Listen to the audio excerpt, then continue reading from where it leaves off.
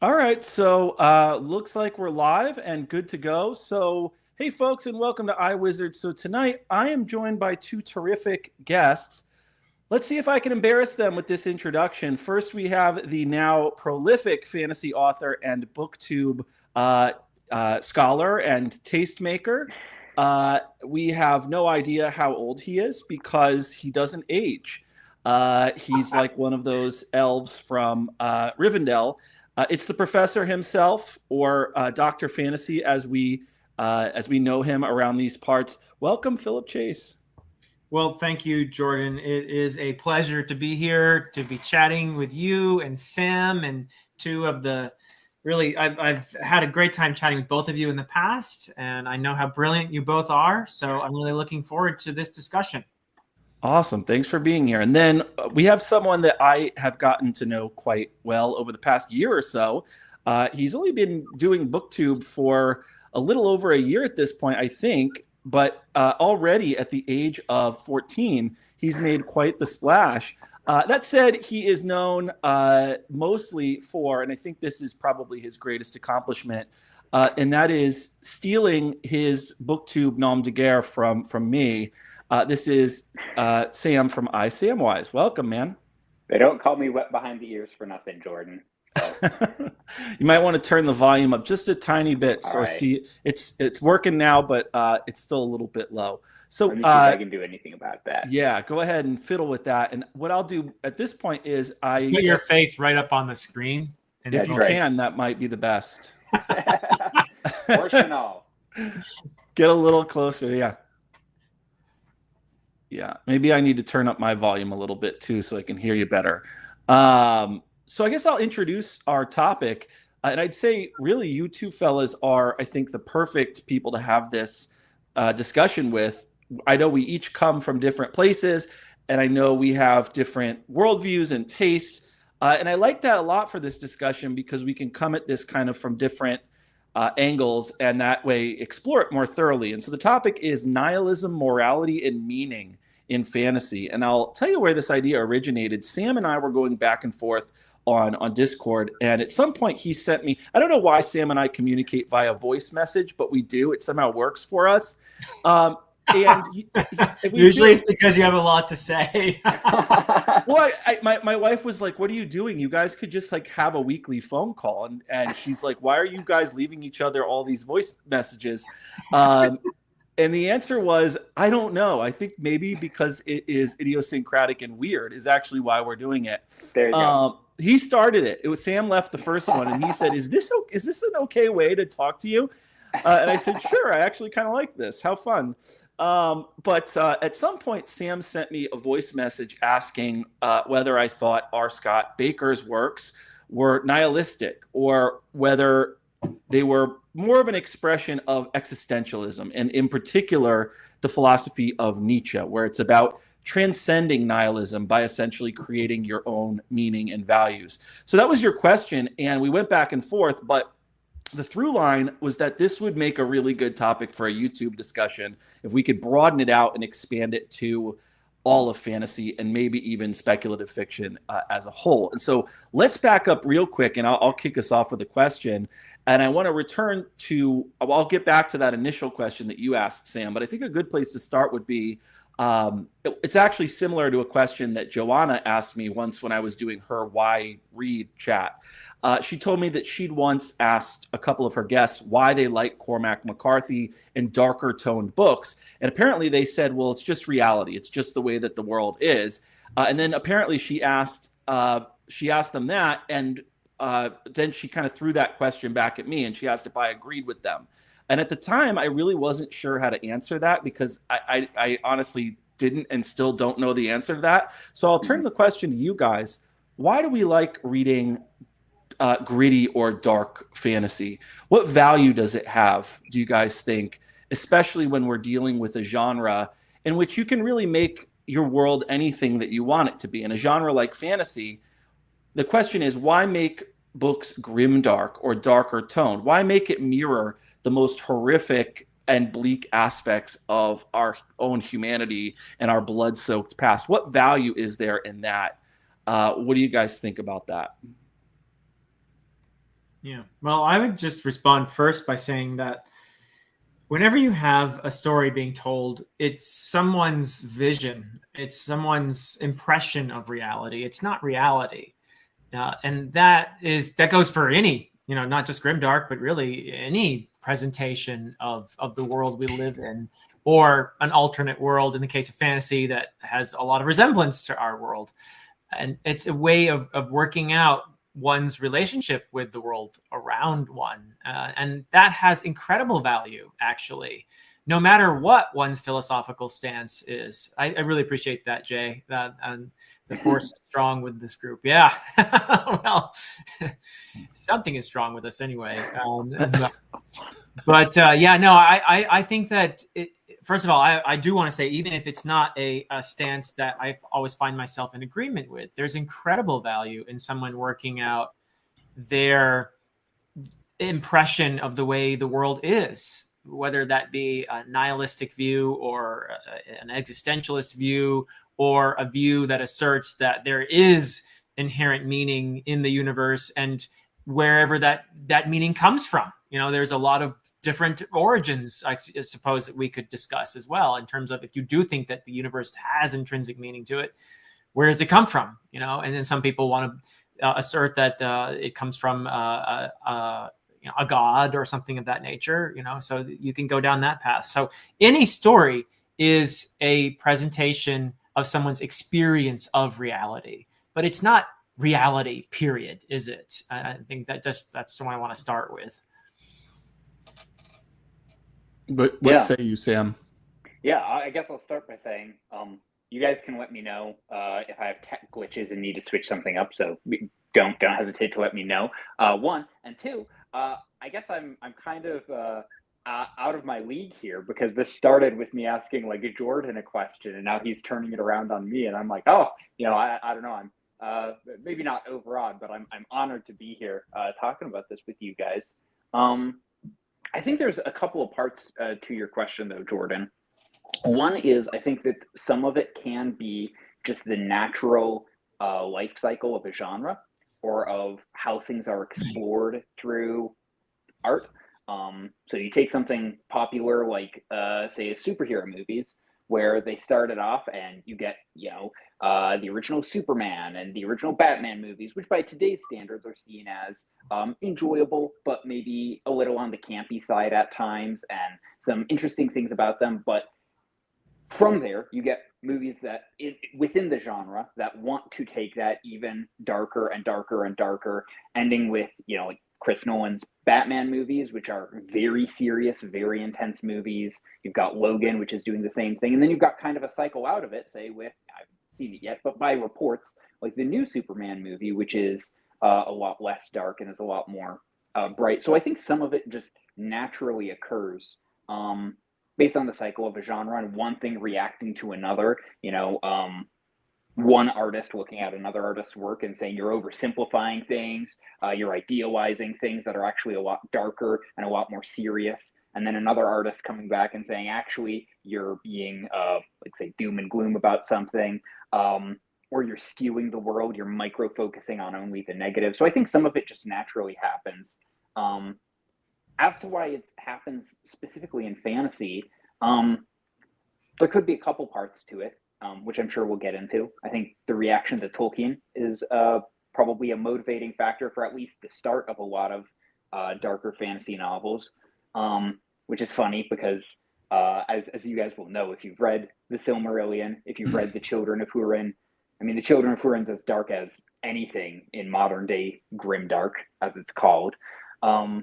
So I think some of it comes around simply from that, but also we're able to talk about really dark, heavy, serious issues without, say, the biases that a modern that you have if you like ground it in like modern day today.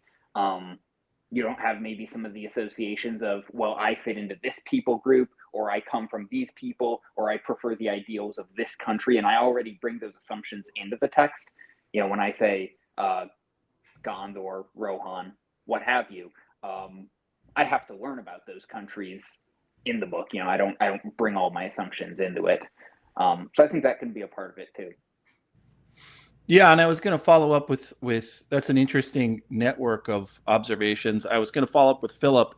I actually really liked your point that you were saying essentially literature or fantasy literature, it isn't strictly or literally reality, but I wonder, is it mimesis? Is the purpose of do you feel that the purpose of literature is to some degree to convey something true about the world as it is, or is it something more like poiesis, which would be like the opposite of that? The mimetic worldview, for example, is the view that says there's a built-in teleology to the world. There's a meaning. Our job is to understand what that meaning is using our cognitive faculties to adjust to that reality and meaning. The world is a certain way. I have to conform myself to fit into the natural order. Poiesis is the opposite. It's the idea that it's existentialism, essentially. It's the idea that it's the Rousseauian ideology. It's the world is oppressive. I don't like the way that it is, and it should conform to my individual authenticity. The world should conform to me. Institutions should organize themselves they should adjust to me and to what I want. And life is a platform for expressive individualism, essentially. And so the modern sort of post-romantic ideology is more poetic. And as you would know, Philip, the more Middle Ages kind of worldview is something like mimesis in some ways, which is the religious worldview. It's mimetic. What do you make of that when it comes to literature and what the purpose of literature is? Is it representation, strict representation, meaning artistic representation? Is it something else? Is it John Gardner's? Is it our duty to say something moral with this, make out of the stuff of the world something moral? What do you think, Philip? I actually think it's both, and all of the above. and I don't mean to be elusive in answering your actually eloquent question, but the fact of the matter is, there is not one purpose to literature. There are many purposes to it, and one is most definitely to reflect as best the author can the world that we live in, and to offer that reflection as a means for their readers to deal with this world that we live in, their lives and what they're going through. That's a very important function of literature. On the other hand, another function of literature, just as legitimate, is to simply entertain. And there's nothing wrong with that, and without a lot of reflection. And whether or not it has to be a moral exercise of any sort. I'm not prepared to be prescriptive on that. I think it's just a matter of what does the author want to achieve. And I will say one thing, though. If you're trying to assert a certain moral perspective, that can be very tricky to do as a storyteller. It can often feel like you're bludgeoning your reader if you're trying to force a certain moral perspective on them.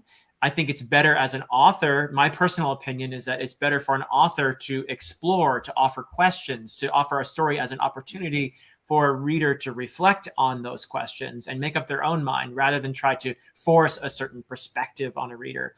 Most readers are smart enough to sense when an author is trying to do that, and I think most readers object to the process, and it is a quick way to boot your reader out of the story. So that is something to think about.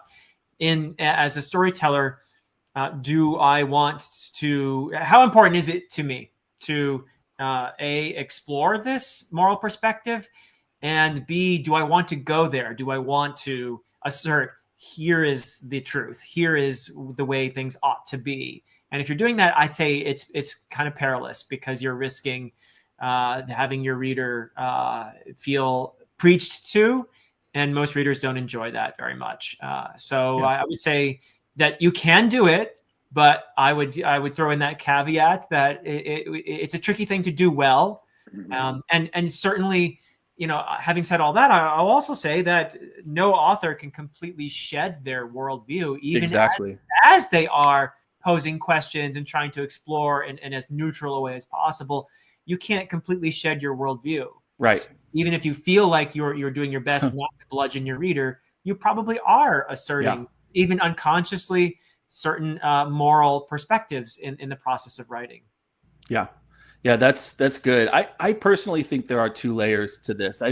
I've heard people criticize some of the stuff that authors like Bakker or Martin or Lawrence will put in their books, and you can certainly make the argument that that's just the way the world is. If you look back at our own history, it's an absolute bloodbath of carnage and mayhem and religious hypocrisy and rapaciousness and brutality toward women and all manner of corruption and these darker aspects of the human condition. And even just turn on the news today, Hobbes was not exaggerating when he said that life in a state of nature was solitary, poor, nasty, brutish, and short. So on one level, with Grimdark, there's usually a sense that these authors are attempting to engage in something like mimetic honesty when it comes to the way the world is. They're mirroring aspects of human nature we all recognize, whether we want to admit it or not. As Solzhenitsyn said, the line between good and evil runs through every human heart. So if your book is an expression of our shared humanity, which we say we want in literature, we want our books to reflect on timeless, universal themes that speak to the human condition. So if a book's going to do that, it has to reflect to some degree what we're like and the sorts of worlds and societies and political orders that we make. If it's going to reflect the human condition, it has to include the darker parts of it too, is my point. And I'll make one last point, and I would like to hear from you guys, but I could take this even deeper. I think attempts to sanitize darkness and to write fantasy that deliberately avoids the brutality of life, that always feels artificial to me. Not because it's wrong to hope for a better world or something like that, but because it denies something fundamental about who we are. And also I can tell when the lady doth protest too much, methinks, right? It's like when some filmmaker or novelist or playwright attempts to subvert tropes or archetypes or narrative structures that are universally appealing and effective for human beings. When a filmmaker refuses to tell a story in 3 acts, or when a playwright like Bertolt Brecht has the actors throwing stuff at audience members or whatever, you can tell they're reacting against something, and you can tell immediately kind of what they're reacting against. And it feels like that to me with some fantasy authors. There's a kind of protest in certain books that's pretty easy to spot. It's a reaction against our nature that ends up feeling almost YA-like in its evasiveness of our nature as human beings. And so that's kind of all I wanted to say. When an author tries to construct a morally pristine, I know I'm speaking in absolutes here, but when an author tries to produce a morally pristine fantasy world, on some level it's false and it doesn't resonate because it fails to reflect what we know it's like to live in the world as human beings. And lastly, that doesn't mean all fantasy needs to be bleak.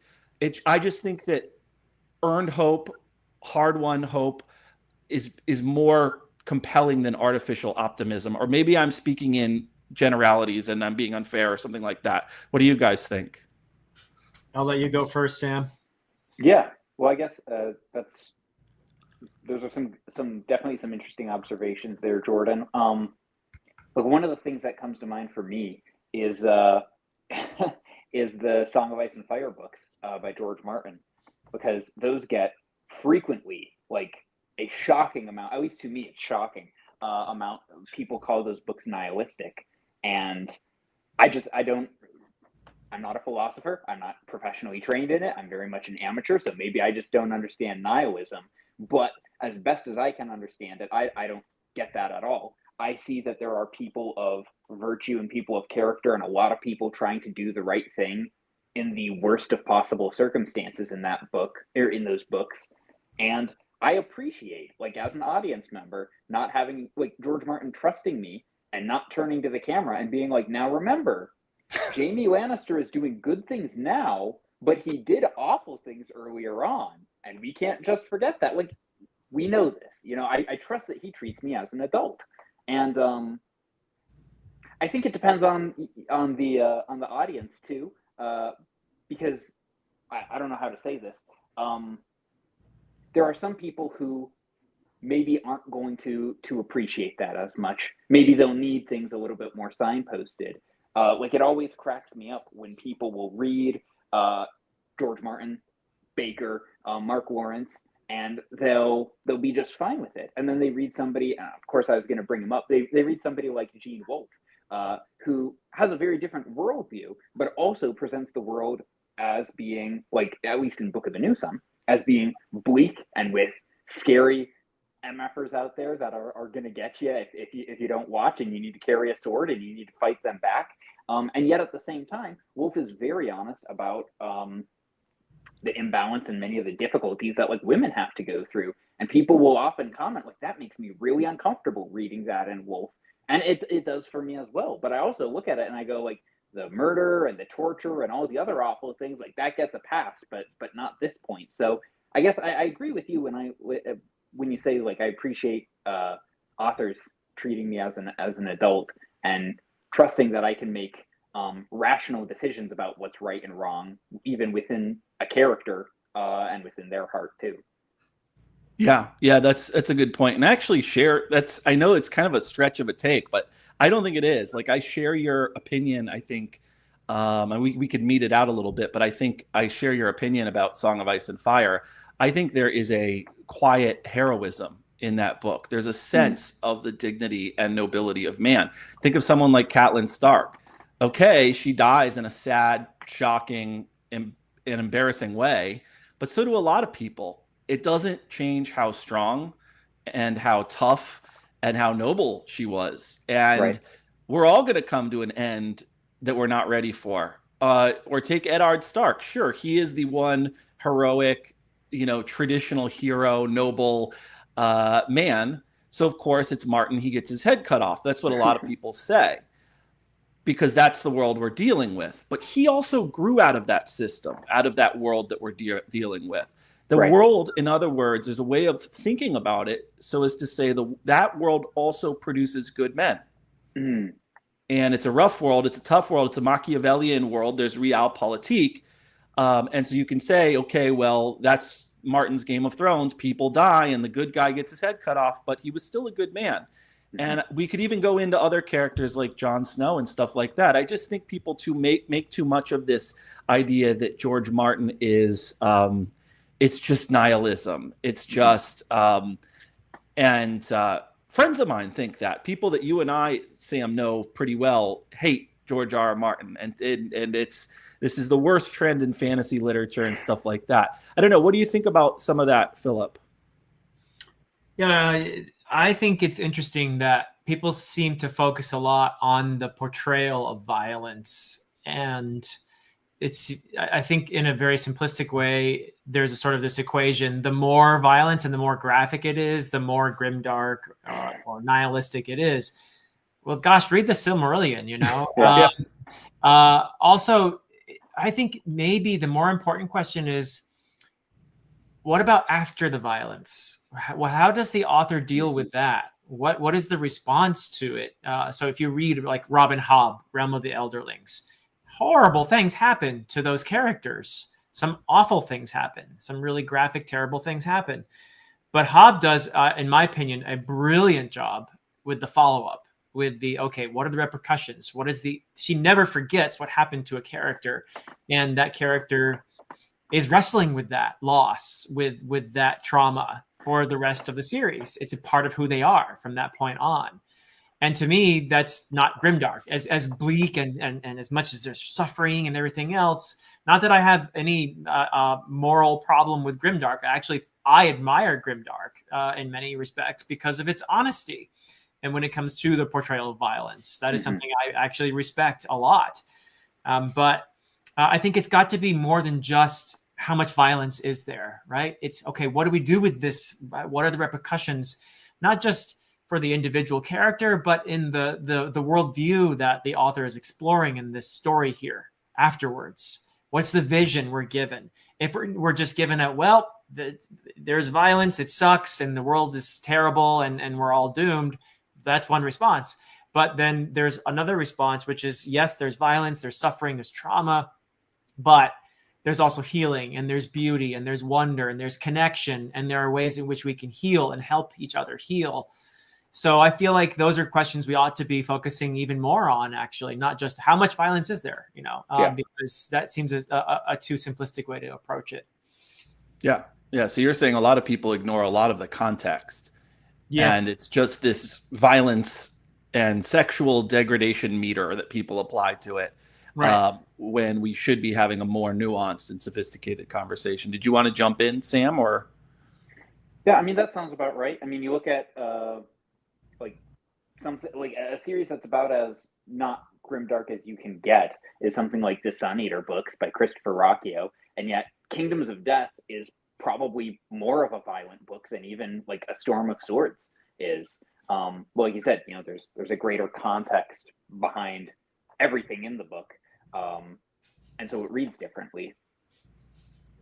Yeah, I think for me, a lot of it comes down to wanting a book, not necessarily wanting a certain amount of graphic brutality, or, I think there's a range. And I also think you can't reduce all dark or light fantasy to one formula. I think J.R.R. Tolkien and R. Scott Bakker are generally writing honestly about human nature, but they're doing it in radically different ways because they're radically different people who live or lived in radically different ages.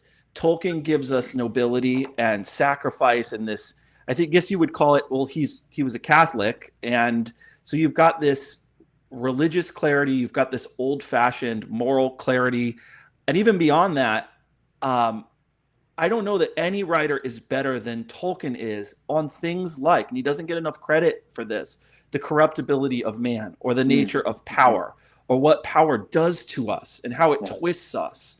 But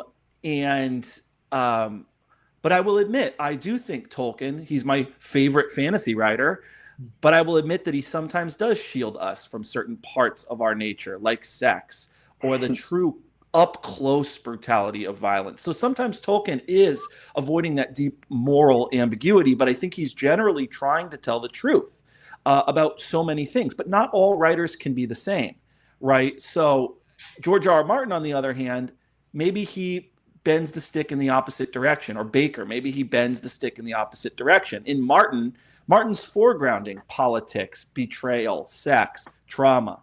And so I'm not saying either approach is wrong. They're just they're emphasizing different aspects of the human experience, and I think trying to do so honestly. It's interesting too, because Tolkien actually saw combat. He suffered a lot of loss in his life, including the loss of every friend except for one in World War I. And yet he does idealize violence and combat in his. He doesn't actually get into too much detail, really, in compared to a lot of more modern storytelling when it comes to the battles and that sort of thing. But where he does do it, it tends to be somewhat idealized. And you have to ask then, okay, so clearly he knew what violence was. He lived it. He experienced it. He could have easily portrayed it in a way that was much more graphic and gut-wrenching and bloody if he had wanted to. But that's not what his purpose was. He had a different purpose in writing his story. And I think that's the question we should be asking is, what is he trying to do here with this, right? And in my mind, the heart of his storytelling is a sense of reverence, and that's what he was exploring here more. I have to read this comment because you guys are laughing at it. I was trying not to, because I was loving everything that you were saying, and then this guy came in with that. So that's Mitch has always come in with these awesome comments. I was trying so hard not to laugh, but then Sam broke. Completely derailing our very serious discussion. Very serious conversation. Okay, so now I'm lost. All right. Yeah, I was talking about Tolkien and how he could have written in a very, grimdark way if he'd wanted to. But that wasn't his purpose. Whereas people who are writing grimdark are also wrestling with probably, and as I said before, I admire the honesty in how they portray violence. I tried to do that myself a little bit in my own writing, to be very honest about what violence looks like and its effects on people. And that is also an exercise that is worthwhile, but they clearly probably have a slightly different purpose. It's interesting you mentioned Bakker and Tolkien, who are almost on opposite sides of many things, but Bakker especially in Aspect Emperor, just takes Tolkien and deliberately just subverts all over the place. It's a very deliberate engagement with Tolkien in a way that I feel like it's not simple just rebellion against a father figure or something like that. It's actually an interesting exercise that Bakker does, I think, in reframing a lot of stuff that we read in Tolkien in his way and in the worldview that he's exploring, but doing it very meticulously as a kind of subversion of what Tolkien does. But I think almost in a way that's also just sort of a nod, a tip of the hat as well at the same time. If you can do that, if you can subvert and tip your hat simultaneously, I think that's a real talent. And what would you call that? Meta modernism or something like that. But you made the point that Tolkien fought in war, and you made the point that then if you look at his books, clearly Tolkien saw some things that were vastly more brutal and traumatic than anything that he wrote about. And as you can say something like, oh, well, the Silmarillion, there's so much death in that's even more violent technically if you look at the death count. Then but you're not watching people rape each other, and you're not, and so when you were saying that, I was thinking about the extent to which the moral norms, the sense of moral, what would you call it, propriety of a certain age also influences how you write or what you write. Think of the norms of what you could show on television, and the fact that you wouldn't actually show a sex scene, you would cut away to it or fade to black. But also I think you're right too, as well, Philip, the anxiety of influence plays into the extent to which you're reacting against something, or finding yourself fitting in with a tradition, or trying to subvert it. Or Sam, what were you going to say? I was just going to say, in terms of with like Tolkien, I don't know that his message comes across better, or that he communicates, like the purpose of his book is not better achieved by putting in, sex and violence. And even on the point of violence, like, yes, a lot of the in the battle scenes, there's a certain like heroic, the last stand against Mordor, let's go. And it's like, wait, but what about all the like trauma and PTSD that he went through and his fellow soldiers went through? And I think that's more explored in a different way with like Frodo and Sam, and the grueling page after page after page of them through the Dead Marshes and traveling through Mordor, and they get so far and then they get backtracked even farther and have to make up the distance again. And I think it comes out maybe a bit more differently than how we would expect, but because it's not like he turns a blind eye to it. But you're right, it is represented different in how he writes it than how maybe some more prominent modern authors do. Right. I see what you're saying. There's a comment by Corey who says that it might be less about the quantity or presence of the darker subject matter and more about the question of what is the purpose of it. Is it gratuitous versus is it serving the story and the deeper themes and stuff like that? Yeah, I get what you're saying, Corey. I like that. So I want to turn to the question that Sam initially raised, circling back to that. He was talking about Bakker's Prince of Nothing trilogy, and so I'll limit it to that because I've read the full Prince of Nothing trilogy, but I haven't gone on to the Aspect Emperor. So you guys will know if I say anything wrong, you can say, well, Jordan, actually, an Aspect Emperor, that book makes you entirely wrong. And I'll go, okay, you win because you've read more Bakker than I have. But that probably will not happen. But okay, I do plan on reading that series. And we can, if you want, expand this to modern fantasy, especially of the we call it grimdark or gritty variety. Is this kind of fantasy inherently nihilistic? Is the question that Sam asked, and I know that nihilism. That's a word that gets thrown around a lot. Or are these works, we talked about this earlier, expressing a deeper, more existential project, the one that transcends nihilism? as Nietzsche and folks like Sartre would have wanted. So just for our listeners, basically, existentialism essentially argues the thesis that, sure, the world is inherently meaningless. Existence precedes essence. There's no built-in prepackaged meaning or telos or purpose to any of this. So we do have to be honest about that. But our job in response to that inherent meaninglessness is to create our own meaning. It's to accept our thrownness, is a term Heidegger liked to use. Our facticity, which means, okay, we may not have free will. There are certain there's a facticity. There are certain givens about our existence that we can't control: where we're born, what family we're born to, our height, our genetics, certain other factors.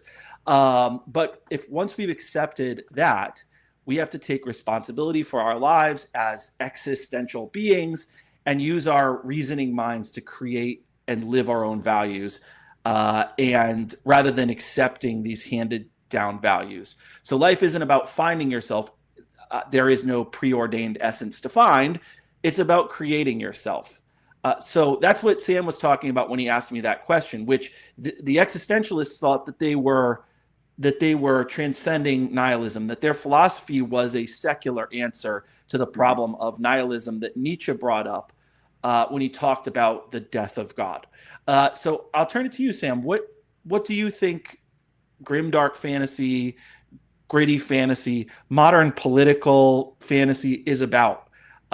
Is someone like Bakker or Lawrence or Martin or, I don't know, people like Kwong or Abercrombie, is this nihilistic? Is it existentialism? Is this a byproduct of postmodernism? Is there something else going on? I don't know. Yeah.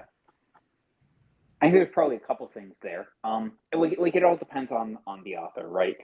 So different authors are doing different things based on how they use violence or showing the darkness of the world. I think a lot of authors probably are trying to communicate some form of like what you described there, existentialism, where the violence and like Abercrombie's big on this, right? So Jordan, I don't think you've read Abercrombie at this point. Yeah. So like one of the big things that Abercrombie does in like just structurally in terms of his books, and it's even a phrase, I'm trying to remember what the phrase is specifically that they use, that like everything returns to the mud. And so there's, in Abercrombie, he has this big thing of like things being cyclical, and everybody ending up right where they started, only just worse off. And it almost gets to the point of, at least for me, it gets to the point of being predictable, where about 2/3 of the way through a book, where you could watch somebody that's following the standard hero's journey and be like, oh, okay, I see exactly how this is going to play out. Abercrombie almost does an opposite, where, there was at least one instance where down to the page I could call like when somebody was going to die horrifically, just because that's the trope that he was inverting. So I think Abercrombie certainly has, if we're talking about big name modern dark fantasy authors, he's one that comes to mind of, he's definitely doing that, where like there's no purpose to any of this. The fighting and wars of kings and nations has no meaning to any of this. And even if you try and pull yourself out of the corrupt system, it's Godfather 3. Every time you try to get out, they'll pull you back in again. So I think there's some of that. I do think, even, like I said, different authors will do it differently. An author like Mark Lawrence, there does seem to be some, I don't know if you'd say, Philip, you could probably speak better to this, since you've read more of Lawrence and have probably thought about it more, but at least with the Broken Empire books, Prince of Thorns, King of Thorns, Emperor of Thorns, there seems to be an idea of being able to escape from the system at the end, or at least a question of it. It's almost like an open door that's left open at the end. But I think, if nothing else, there's a question of, where do you find the meaning? And either an intrinsic meaning, discovering your own, crafting your own, or there being no meaning. And I think that is definitely something that's being wrestled with in different ways. Sorry, Jordan, I'm giving a non-answer here, because this is a question. No, it is an answer. It is an answer. Can I just ask a brief follow-up, and then if you want to continue, you can continue, or pass it to Philip? Yeah. When you were talking about Abercrombie, I found myself wondering, and this is not a prescriptive question, but almost a descriptive one. Why? I'm just wondering then if that's true about about, I don't know, the first law or whatever Abercrombie you're talking about, then why does he? I just want to know, why does he write why does he write it then? What do you think?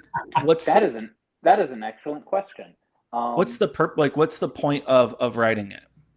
Like what function does it serve? Or, as I know, a lot of people would say it doesn't have to serve a function. What kind of assumption is that? It does pay the bills. It pays the bills, that was certainly. like my first thought. I was like, well, he's made quite the career out of it, and James Cameron agrees. But the work itself, not his career. Like, what's the point of that art object? What does it do in the world? What's its purpose? So I'll speak to the first Law trilogy, because that's the one of his works. That's the one I think I have the best grasp on. I don't know. Philip might dismantle it and be like, actually, you were wrong about it, because once again, he's read more of this than I have. But I think it's the clearest in his original trilogy. That original trilogy of the first Law is fascinating to me. And even though I think I probably disagree with his worldview, I enjoyed it a lot, because it is almost a point-by-point inversion of Lord of the Rings at different times. So I'm not going to give specific plot spoilers, but to speak generally about this, so if people watching this don't want to hear, mute it. But where you have in the Lord of the Rings, you have Gandalf as the wise mentor wizard leading the characters. In the first Law, the wise Gandalf wizard character is like the arch villain who's secretly controlling everything and is a very how would you say, Machiavellian character. The long lost king who's finally come to return is just a puppet set up by him, is just like essentially a gutter rat that's been propped up so that he can control him. And so I think Abercrombie is taking a more cynical look at Lord of the Rings, at least in that first trilogy. And I don't know if this is a clear answer, but at least for me, I found it to be interesting just as a literary experiment, if nothing else. If there's a greater philosophical reason for why he's writing them, other than this is his perspective of the world, and he's obviously very skeptical of anyone in authority or of the concept of free will or people being able to change, I'm not sure much more beyond that. So I think that's probably where I'd pass it off. So it could be entertainment. It could be the fascinating intellectual project of subverting of this kind of modernist project or something like that. I get what you're saying. What do you think, Philip? Yeah, well, I want to agree with everything Sam said. In fact, you could even call Abercrombie's worldview, particularly in the first trilogy, the First Law trilogy, absurdism, which is a wrinkle on nihilism. But Sam described it perfectly. It's the idea that we're not only is there no intrinsic meaning to the universe whatsoever, and nothing you do matters, but we are doomed to try to find meaning again and again and again, and fail every time and go back to where we started. So the myth of Sisyphus. Walking around in the mud, pushing that boulder up that hill, and it just falls back down. That's First Law. That is First Law to the core. However, there are a couple things that I think must be said in the context of Abercrombie's work. And I don't know what he would say to any of this, but there's his humor, first of all. And his humor changes what we're describing. Sounds incredibly bleak and depressing, but his humor creates this attachment with these characters. We know, just as Sam said, we know they're doomed. We know that as much as they're trying to be noble, they're going to fall flat on their faces. And yet we're rooting for them. Why? He gets us to be attached to these characters because of that. I also think that if you look at his Age of Madness trilogy, particularly, that's his later, his last work in the First Law world. He has the initial trilogy. He's got the 3 standalones. He's got the Age of Madness trilogy. He also has some short stories set in that world. Most of them collected in what is it? Sharp Ends. Sharp Ends. Yeah. Anyway, in Age of Madness, particularly, you have an almost Dickensian exploration of the social order. And there is clearly some kind of moral perspective being offered here. It is maybe cynical. It is very world weary, but there is a moral perspective that I think Abercrombie is exploring, maybe even asserting here in this look at the moral order and human ambition and the effects of human ambition on society and the obligation of those who rule to take care of the people that they're supposed to be governing, and so on and so forth. It's a very you have to think that Abercrombie has read plenty of Dickens and other 19th century social critiques. Why bother doing a social critique if you're completely amoral, right? So I do think that we have to qualify this idea that Abercrombie is completely nihilistic or absurdist or whatever. The humor and the fact that there is this exploration of the social order in there that is much more pronounced in Age of Madness than in anything else, but it's there. Yeah. I'm not a big laugher at like books, and there's a couple of bits. I mean, everybody talks about Glokta, and he's very funny. But the foppish, arrogant, pompous character of Giselle in the first Watch trilogy, like I don't know that I've laughed more at a single character for just how absurd he is than that. So I mean, Philip's not exaggerating when he says he's a very funny writer too. Like gallows humor comes to mind to describe it a lot of times. You started out by saying I'm not a big laugher, and I thought it was going to stop there. Philip, I'm just not a big laugher, so that point is invalid. But then you went on to say in literature, and that's nice. I was going to say that's not true. You're laughing all the time. What do you guys think then about R. Scott Bakker's? You can do any of his works or all of his work put together, the Second Apocalypse or whatever. What do you think? Maybe we could apply the same question to him and his work. Is there a larger moral? Is there anything moral about his fiction? Is it nihilistic, or is it deeper than that? Yeah. Well, first, I think Sam was very right when he started out by saying you have to look at each author individually. I think it is a disservice to these authors to all lump them into one category, say grimdark, therefore nihilistic. And I think in the case of Lawrence, actually, I don't know if we were going to talk about him more or not, but sure, his only trilogy that is considered grimdark by him himself is that first one, The Broken Empire. The rest of his work is most decidedly not grimdark. It has plenty of darkness and suffering and bleakness, but it also has a ton of hope and friendship and beauty. And, he makes me laugh a lot as well. And he makes me cry a lot through that attachment to these characters and just the beauty of their relationships. So there's plenty of in Mark Lawrence's work. So he seems to get sort of painted with this brush.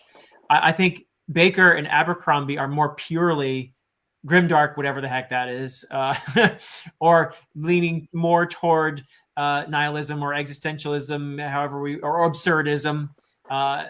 Whereas Lawrence, I think, is a slightly different category, unless we're only talking about Broken Empire. But I would love actually to hear you talk more about Lawrence, and to have you kind of at some point sell me on Lawrence, because I did make it about a third of the way through the Prince of Thorns book. Yeah. And I didn't shut it with the intention of not going back to it. It is a series I definitely want to read. Mm-hmm. I don't know why I closed the book. Usually I know. I don't even feel like I DNF'd it.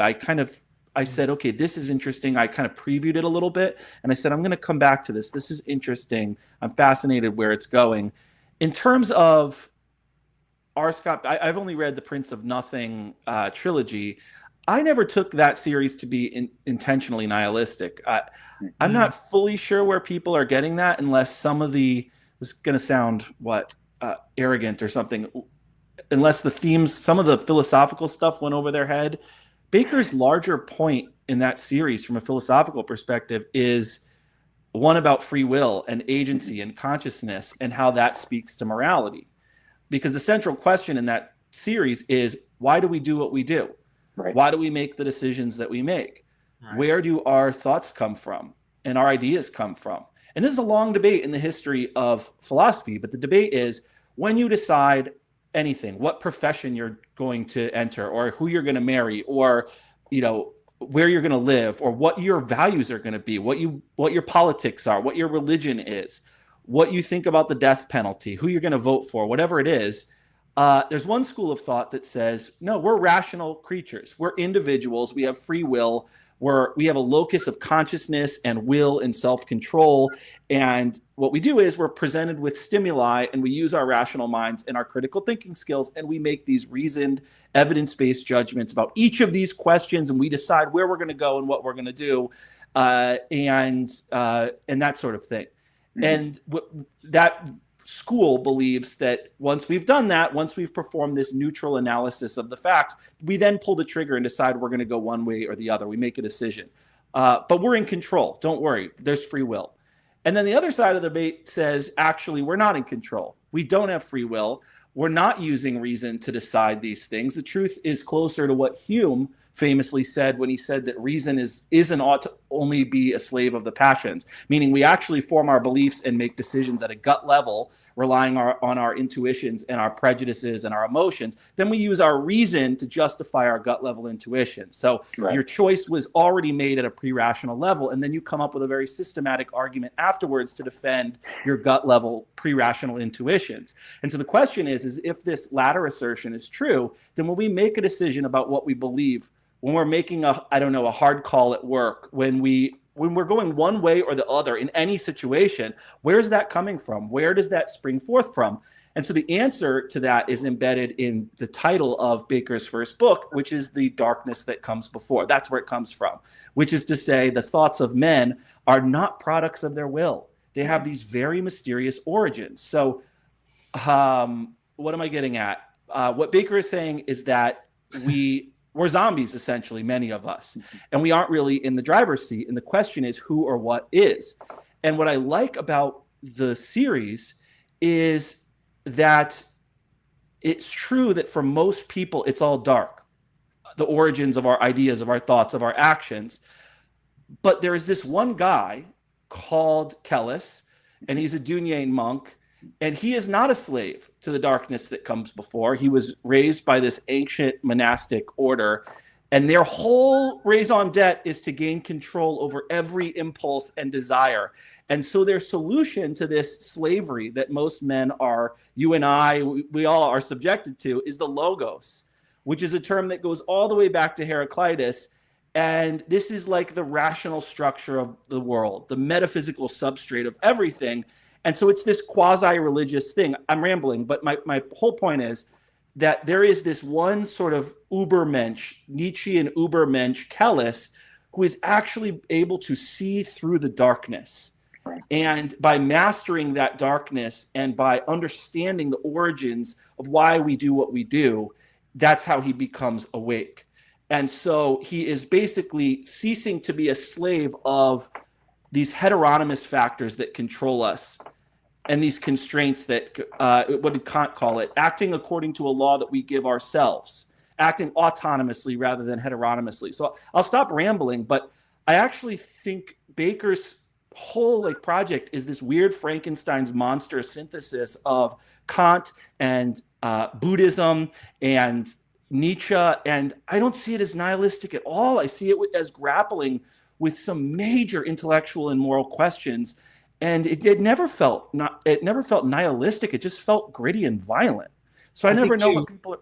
Yeah. Anyways, read Aspect Emperor to really understand. I knew it is doing with the Kellis, particularly because they're. How do I do this without spoiling anything? The verdict is, let's just say, still out on the Dunyan and how much they really can, how much they can elevate themselves above the common run of people. You're right. Even in the thousandfold thought, that's true. Yeah. To get to the point where you truly are free, where you are not dictated by the darkness that comes before, which you correctly interpreted as essentially, we don't know why we do what we do. It's completely obscure to us. We are simply, essentially, most of us are like puppets on strings. We just don't even realize the strings are there, and there's no free will. And the Dunyan think they can solve this, that they can rise above this. you have to read Aspect Emperor to see how that works out, essentially. Well, you're right. And even in a thousandfold thought, that's beginning to be undermined. So I understand what you're saying. Right. Yeah. For sure. I think there are plenty of clues, even within the Prince of Nothing trilogy, that Kelhus is, and he, to a certain degree, is aware of the limitations of the Dunyain, that he's not a complete, rah rah Dunyain. He has his own private reservations. Right. So he's aware. But yeah, it's a fascinating exploration. I think because of where it feels very strongly now. I'm not accusing Bakker of forcing a perspective on his readers or anything. He is exploring, but it does feel very much like what we get here is a resolution that suggests, we have no free will whatsoever. And that is where people read this as more nihilistic, I think. I think it's more complicated than this, but there seems to be a conception that no free will equals nihilism, because there can be no meaning if we have no free will, right? Which may be an oversimplification, but I think that's probably where people's minds go.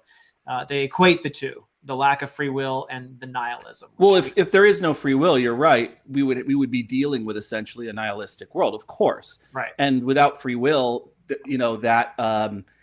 entire idea of morality even existing presupposes free will.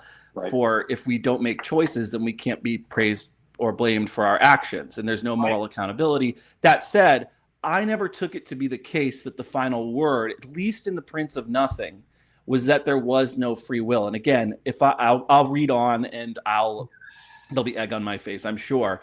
But no, I wouldn't say that. But you should read on. Yeah. At this point, I'm like, this is not an enchanted world, certainly, to understate the case. But I also think that Bakker, I happen to know that Bakker, not that he is a Nietzschean, but that he admires Nietzsche's intellect and some of his ideas. Well, and the darkness that comes before opens with a quote from Nietzsche. So it's like, all right, like, did I make it clear enough for you what we're getting at? Right. Well, right. And there's a gigantic misconception that Nietzsche is like some proponent, some arch philosopher of nihilism, when in fact his whole philosophy was arguing that nihilism is extremely dangerous. It's the most dangerous thing. He vehemently hated nihilistic ideologies, and he believed that his philosophy was an answer to nihilism. And I kind of saw that in Bakker, that if we only understand what Bakker knows, and if we only understand what Kelhus knows, if we were only Dunyain, we'd be able to see into the darkness that comes before, and we would be able to overthrow heteronymous cultural constraints and act according to a law we give ourselves, to quote Kant. But just hold the jury on the Dunyain. Okay. Yeah. Okay. Until you read Aspect Emperor. Okay. Yeah. Okay. Yeah. That's true. I will do that. And because I was going to make a video about the philosophy of R. Scott Bakker, but then, or of the philosophy of Second Apocalypse, but I was like, you can't do that until you read the whole entire thing. Were you going to say something, Sam?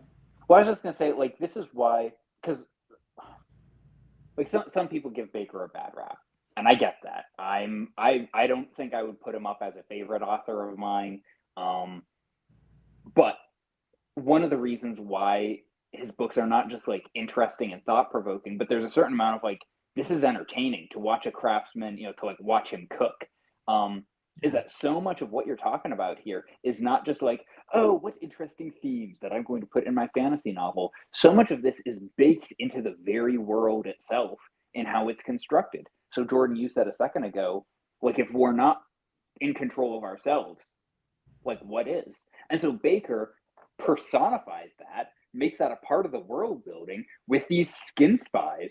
That's like horrifying, like makes you want to like crawl out of your skin. Like, actually, the person you've been interacting with for the last year is this like mutant demonic creature that like opens up its face. Like, what has actually been controlling this? And then his the question of like, is there a meaning? Is there no meaning? Is then personified where a lot of people will derive meaning from God. And then you have the arch villain of, or at least an arch villain of the series, who is somewhat on the nose, but I like it, called the No God, that a bunch of the people are battling against. So it's not just like Bakker is like, oh, let me write about interesting stuff. You know, it's baked into the way that he created and crafted the world too, which I admire that. That's very interesting. And in some ways, there's the sense of well, you mentioned this in our conversation earlier today before we were live here, Jordan, of is it Nietzsche, the line of when fighting monsters, take care that you do not become a monster? Yes. Like And then if you stare into an abyss, the abyss stares back into you, whatever. Yeah. Right. The bumper sticker. But like that's sort of what Kellis is, where he is, you know, you need the Aspect Emperor to fight off the demonic forces of the No God that are like descending down upon this world. But like even by the end of Prince of Nothing, even before you get to Aspect Emperor, like Kellis is a monster. There's no two ways about it. Like Bakker succeeds where Frank Herbert, don't kill me, Dune fans, I love Dune, but where Dune fails, where people read Dune and they walk away going like, you know, those Harkonnens, they had it coming to them. And with Paul Atreides, like, go. And then Frank Herbert spends, 3 more books being like, actually, you missed it. Like, there's no ambiguity once you finish the Thousandfold Dot. It's like, oh, no, like, it takes a monster to stop what's coming. Well, that's a really interesting point that you make about how by the 3rd book, we realize Kellis is an absolute utter monster. I think Bakker, if I know his... if I'm remembering the books correctly, it felt to me like he was making an interesting critique about how being hyper rational does not mean being hyper moral. This is a critique that Lewis has in that book you and I were talking about, the Space Trilogy. What the heck? Oh, That Hideous Strength. Yeah, is that there's no guarantee that because someone has free will, that they're able to see into the origins of their actions. They have a Paul Atreides-like ability to read into the strands of the ultimate consequences of everything, that they're going to make moral choices. When the Nazis were doing experiments on Jews, the surgeries they were performing they were operating on rational principles. It doesn't mean they were moral, right? Right. And so being hyper-rational, you can have some hyper-rational, extremely intelligent technocrat enslaving you. It doesn't mean the fact that I think the Enlightenment philosophers, even our founding fathers, got that wrong. They thought the idea was that if you had a reasoning mind, that these truths would be self-evident, that you could actually derive natural rights from a state of nature by using reason alone. You could be unmoored from tradition. You could be unmoored from, you could start the calendar over at year 0, French Revolutionary style, and just reason your way to freedom, to egalite, to fraternite, to liberté.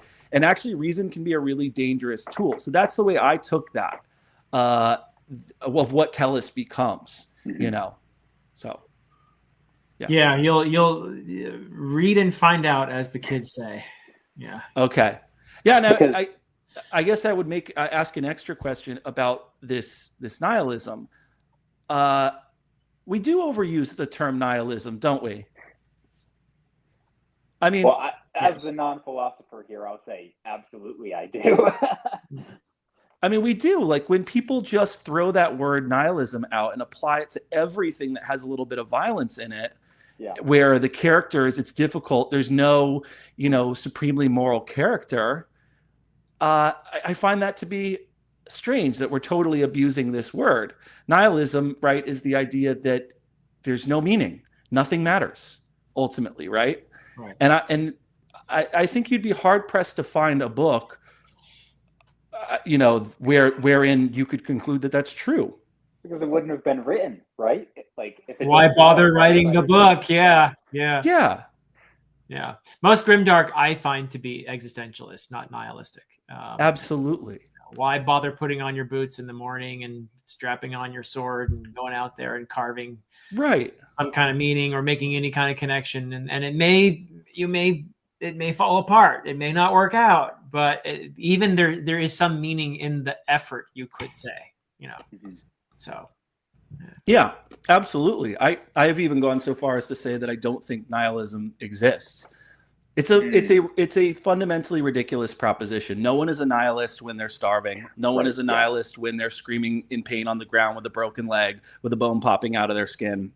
Children aren't nihilists. Most people in third world countries aren't nihilists. Nihilism seems to be a product of Western, hedonistic, rich, materialist decadence. It's a luxury belief. Yeah, I was going to say that. Yeah, it's a privileged belief. It's a luxury belief. The only people that you usually hear spouting off nihilistic doctrines are people with a lot of time on their hands, with leisure, who have twisted themselves into intellectual pretzels and convinced themselves that simply because your own life ends one day, and I'm not exaggerating here, the idea that because one day you're going to die, there's no ultimate good or truth and nothing matters at all while you're alive, or even after you die, that nothing matters after you die. And I just think the moment, as Philip pointed out perfectly, the moment you put on your boots, the moment you make the claim too that nothing matters or that life is meaningless, you're saying that there's an ultimate truth, that nothing matters. And once you say that there's an ultimate truth in the world, you're positing a value system and you're positing a hierarchy of values. You're saying it matters that nothing matters, which is a contradiction, and that it's true that there's no such thing as truth, right? I mean, even just going in one direction rather than another direction means that it's important for you to go that way rather than that way. I just don't believe that nihilists actually exist, or either that or they're hypocrites. I don't know.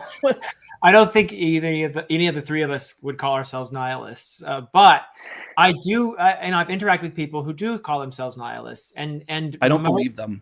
Most of them say it's actually a philosophy that I'm having a hard time speaking for them because it's not my own perspective, but I do think that they would assert that this is a philosophy that respects the moment, that finds, it's not that there's no beauty to be found in nihilism. It's just that it can exist without having to have any ultimate meaning. If that makes any sense. So I don't know. I'm doing a very poor job of defending it, but I do want to just acknowledge that people who think of themselves as nihilistic do not think don't think of it in the same terms that maybe we necessarily do. Yeah. Right? Yeah. Yeah, that is true. The people who are nihilists they aren't thinking about it in the terms that we are thinking about it. But I bet I could get them into an Aristotelian discussion, a back and forth, where I could get them to admit that they, in fact, do obey a hierarchy of moral values. The mere fact that they choose to eat and keep living every single day, I think is a testament to the fact that they're not actually nihilists and that they value life and that there's something inherently important and valuable about it and stuff like that. But again, I may be strawmanning them. Let's shift a little bit. I wanted to read you guys a quote from an essay that I read recently. Let me get the name right. This is Natasha Burge, and she said the essay is called "How Fantasy Literature Lost Its Soul." And she starts by saying, I'm just quoting her here, and I wanted to hear you guys respond. She says, "As a child, I roamed the candlelit corridors of Hogwarts, rode through the snowy woods of Narnia, and stood in the shadow of Mount Doom. I was a bookish kid with an outsized inner life and a quiet ache," she says, "for something I couldn't name. In these enchanted worlds, I found a sense of belonging. As I grew up, I didn't leave fantasy behind, but when I read some of the most lauded contemporary offerings, like Pullman's His Dark Materials or Grossman's The Magician's Trilogy, I was conflicted. I loved the books. They were gripping and brilliantly written. But when I turned the last page, I was left with a strange, hollow feeling. Beneath their cleverness, there lingered an atmosphere that seemed to mock the sense of wonder that had once made fantasy feel like home."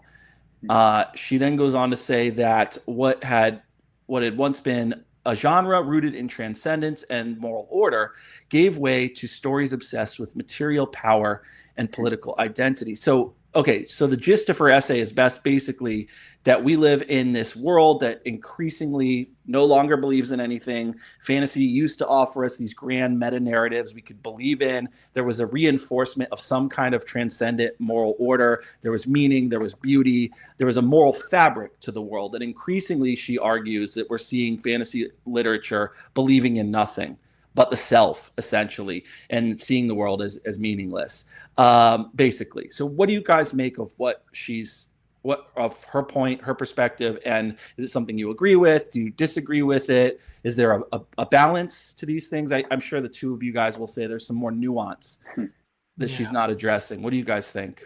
Well, I get her point, I think, but I do think she's mischaracterizing his Dark Materials and The Magicians to a degree, where if you read those trilogies through to the end, I believe it's my conclusion is that they're more existentialists. They're not nihilistic actually at all. There is beauty and meaning at the end of those trilogies, and it doesn't necessarily come from a higher entity, a god, if you will, but that doesn't mean that it doesn't exist, right? It's existentialist to me, very clearly in both cases. But I get what she's saying. I guess one response to that, well, it's hard to grow up and realize that the world isn't as black and white, as divided into good and evil as you may have wanted to think when you were younger. And these authors who are acknowledging that are doing an important thing. They're serving an important purpose in introducing a degree of complexity in terms of how we view the world and how we experience the world. But I do think that if you read those stories, there's no doubt that there is hope and beauty, even as maybe some of the things that we thought maybe brought meaning to the world are not what we perhaps hoped, what we believed. But that doesn't mean that it completely takes away all meaning altogether. So that would be my take on those particular stories, if those were the examples she brought up anyway. So I think that it's more complex than that is suggesting there. I don't know what Sam thinks. Sam, why don't you jump in, because I know we've talked about this in the past at length, and one of the things I know that you believe is that Philip is right that if a book is existentialist, then it is not fundamentally nihilist, or it's not trying to be. But you and I have talked about this question of whether it's indeed even possible to do as Sartre and the other existentialists would say, and Camus, to just create your own values ex nihilo. And someone like Aristotle would say no, that human nature is real. There are natural laws. There's a teleology. You have a purpose given what your nature is, and you can't just create your own meaning in a vacuum. That's not how that works. You can't just create your own morality in a vacuum. There's such a thing as natural law theory, et cetera, et cetera. We've talked about this. Yeah. I guess I'm. And I don't know whether it's like I agree with it because I think it's I agree with it because I'm predisposed to agree with it, or if I found the argument convincing, so it convinced me of it. But I'm sort of what comes to mind is like Dostoevsky's point in Crime and Punishment, which is like, as much as Raskolnikov tries, and as much as he tries to intellectualize that rationally, what I did is fine, this is okay, he can't escape his own conscience, and he can't escape his own sense of the moral order. And I just I agree with that. I believe that. I don't think you can just create your own morals. And I think this, I know we're kind of dancing around the topic of moral relativism as well in this. Can you just say that you get to create your own morality as well? And I don't. But I think that even people who call themselves moral relativists don't, their behavior does not maybe match up with that intellectual belief. And so a lot of those types of people, and I think this maybe ties into what you were asking there, Jordan, will look at something like, I don't understand Marxism clearly enough to identify it as that, but rather than maybe looking to some religious order or some spiritual ideal for their morality, they will look for it in identifying and or deconstructing like power structures. So say if there was a modern day version of the Lord of the Rings, they would be naturally skeptical of a character like Aragorn simply because he wields power over other people. I mean, you even see this in the way that people criticize Lord of the Rings now, where people have, I've heard people have been very critical of the ending because guess what? At the end, like Samwise takes Bag End, and now he fulfills the position that Mr. Frodo did, and now he's one of the ruling class. And so I've seen people, and whatever. I have strong feelings about that type of reading of Lord of the Rings. So I won't get into it, Michael Moorcock. But I think that I bring that up to say there is a need to fill that vacuum of saying, well, like there just is no right and wrong. It's just subjective at the end of the day because we're all just meat puppets. Like nobody actually believes that. When I'm at a family gathering and I watch, these are cousins I'm not connected with. Like this is not my kid that's being involved, but I see cousin A, or I should say niece and nephew, not cousins. When I see nephew A punch nephew B in the face, there is an internal like sense of justice, and this is wrong, and somebody needs to put a stop to it. Who's watching these darn kids anyway? And that's not me, and it's not that case because I chose to be upset about it. It just, I don't know. I'm doing a bad job explaining it, but it just is like that's the way the world works, and we all subconsciously understand that. Yeah, it's pretty easy. I mean, not to be too mean or to put too fine a point on it, but it's much like the nihilism discussion. It's really easy to talk someone out of their moral relativism. It's like you're not a moral relativist. You're just not. Like you don't believe that. I mean, the idea of moral relativism being the idea that, who am I to say what a given group of people across the world believes is correct in their culture. Well, if they're hanging gays from cranes or stoning women to death or shoving Jews into gas chambers, well, who are we to say that that's wrong? That's their culture. It's like, no, absolutely not. There are certain moral absolutes. Morality is universal, or it's not morality at all. Yeah. Because we base morality on what human nature is and what it's right or wrong to do to human beings. And certain things are wrong on the basis of what our nature fundamentally is. There's a reason why you guys, as you watch National Geographic television, aren't outraged when a lion rips apart a gazelle, because a lion has no capability of understanding abstract principles of morality like the golden rule or Kant's categorical imperative, treat people as ends, not as means, and things like that. It's like, no, they rip each other apart. Human beings are capable of not doing that, of overriding their evolutionary imperatives and acting in accordance with reason. And so we make our laws. That's what natural law theory is. It uses a given if-then style of reasoning. Given the nature of human beings in the world in which they live, if you want to achieve X, then you ought to do Y. Here's a natural law. I'll make one up right now. Given the fact that there's such a thing as gravity and the human frame is extremely fragile, if you want to continue to live and flourish in life, you should not jump out of an 8th-story window. That's a natural law. It's objectively true that is the case. It's a given if-then style of reasoning, but it is true that if you wish to live a flourishing, long, happy life, you shouldn't jump out of an 8th-story window. Right. Try to dispute that, right? I don't understand moral relativism in the slightest, because the moment you say, okay, morality is relative to particular cultures, or in fact, relative to like lone individuals who just want to, like Raskolnikov, make up their own morality. Okay, morality's, there's cultural relativism, sure. Okay, so I don't know why, what was wrong with what we did in the antebellum South? No, there's not moral relativism. That was just horrifically wrong. What we did, slavery in America, was wrong. It was wrong anywhere that it was practiced. That's not unique to one group of people.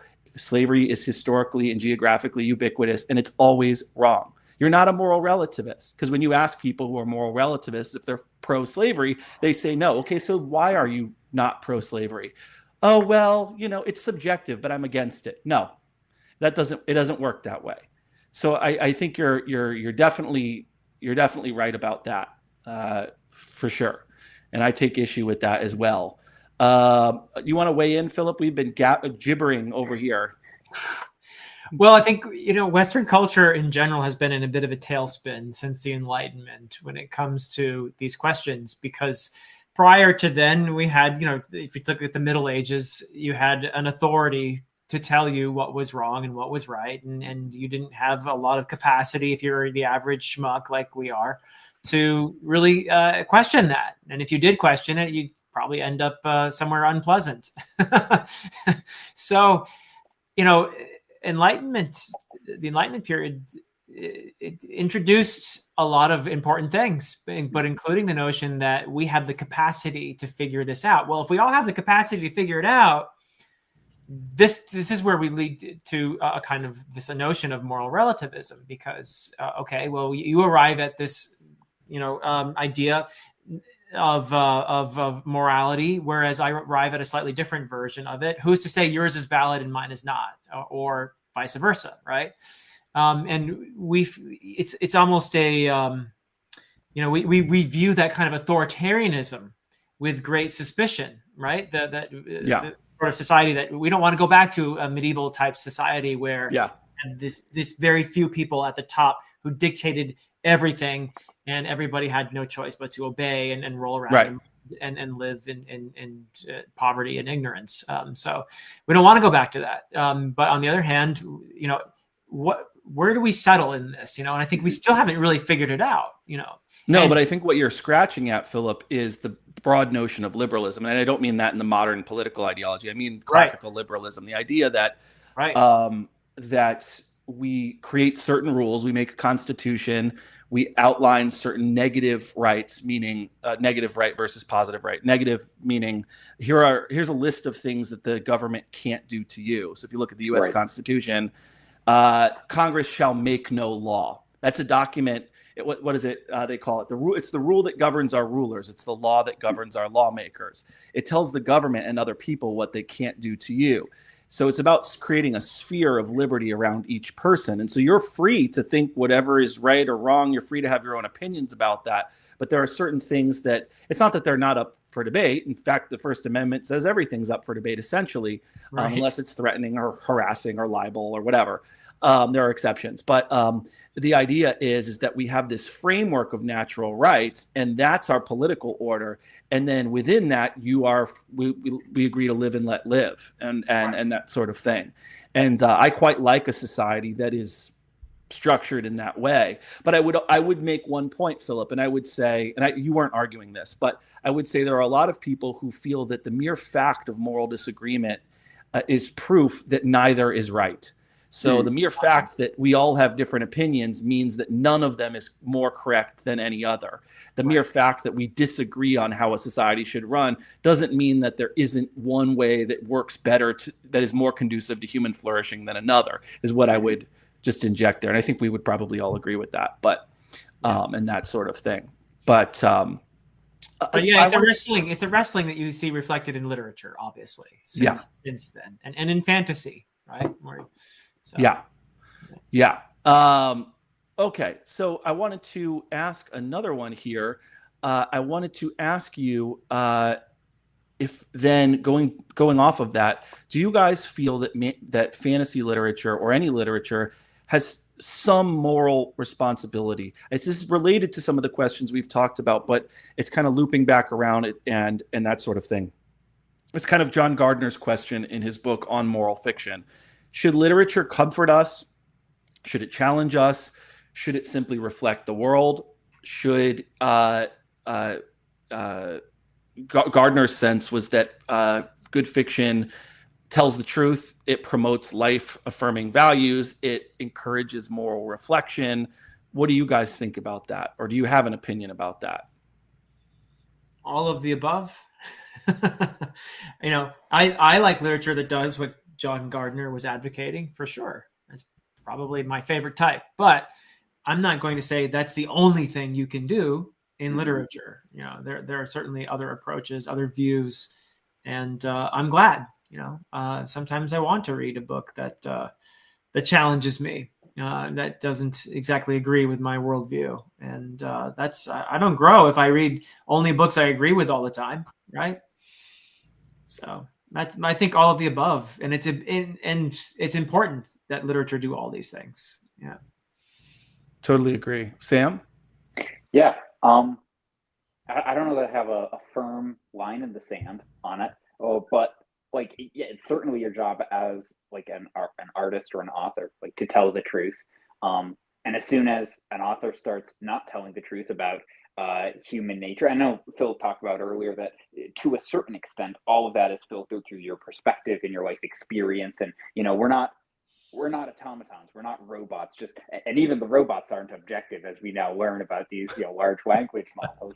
So it's not just like, oh, here's like pure unadulterated facts, but as soon as somebody starts presenting a view on life or saying like it is so when it is not so, I think for a lot of readers, I'll give a ridiculous example that everyone can agree on.